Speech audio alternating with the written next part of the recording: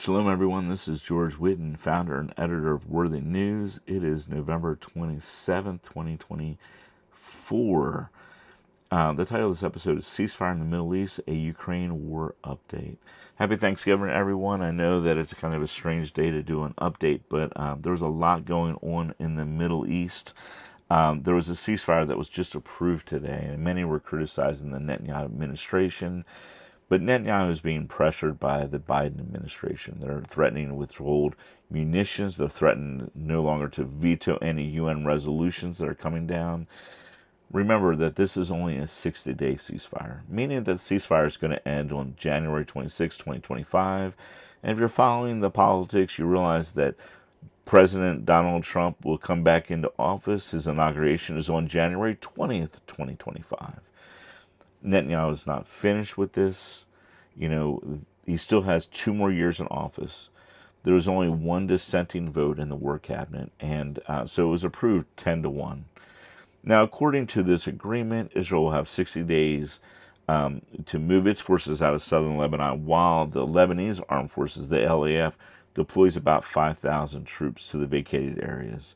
So the agreement, the ceasefire, gives a guarantee that Israel has a degree of freedom of action in response to any ceasefire violations. Now, the major thing about this, there were no terrorists that were freed. It's only for 60 days. It's just to appease the Biden administration. But Netanyahu is not finished. He still has 2 more years. What's going to wind up happening is that I think he wants to make his legacy a legacy that he freed Gaza from Hamas, that he freed Lebanon from Hezbollah, and they freed Iran from the Ayatollahs. And so while we're looking at this situation with Iran, Iran is obviously a difficult situation, but it may be that they may have a change in leadership soon, because rumors are floating all around that the Ayatollah is not well, that he's not in good health, and that they've already started the secession plans. Those are just rumors. That's why we haven't reported on Worthy News. Just something to pray through. Now, obviously, the situation with Russia is much more intense. Last week, the Biden administration gave the Zelensky Ukrainian government the permission to fire long-range missiles. In response to that, Putin then changed his nuclear doctrine, saying that any missiles that are fired from an ally that was a nuclear power gives Russia the freedom to respond with nuclear weapons.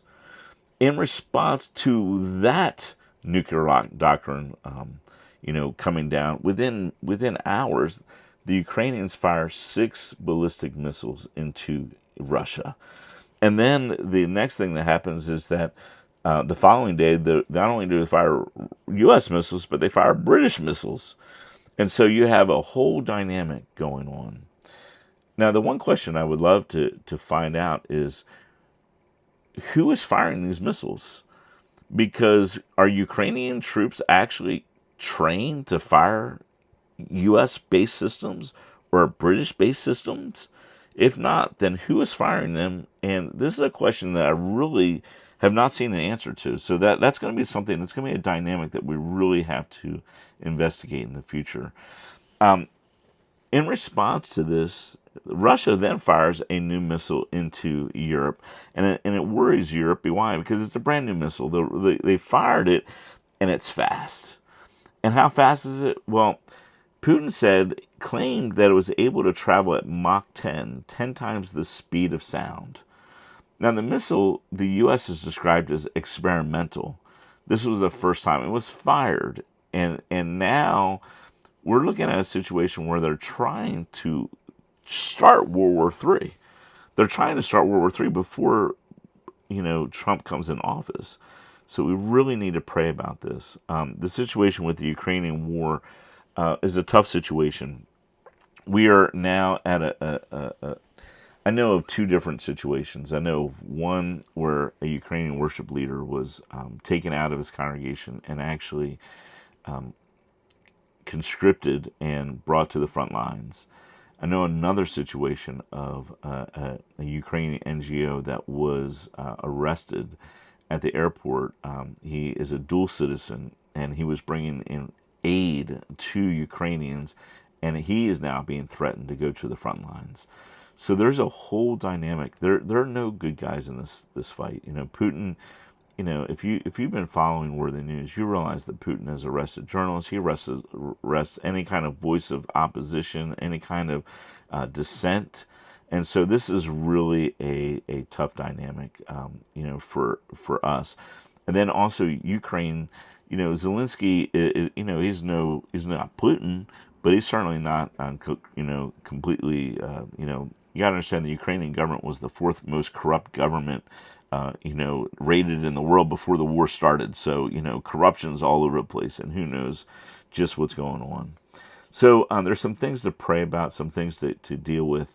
I want to go ahead and also, before I take off, I'm going to start doing these updates a little bit more often. But I do want people to realize that we do have a really great syndication service. We give it away for free. Churches, any Christian website that wants to use our news that we produce. We have journalists now in Jerusalem, Budapest, Rome, throughout the United States. They want to use our news. They can actually take our news and actually put it right into their website. We use a WordPress plugin or a JSON, and the way it works, it literally is like, this is a friend of mine's church website. He sucked our news in from today. So he just had another 10 articles added to his database, and now that's a lot more pages for search engines to find. And so now this is just a way for his congregation to be well informed, and it's a way for us in the future to go ahead and really have a dynamic of sharing truth. The world today is so full of corruption.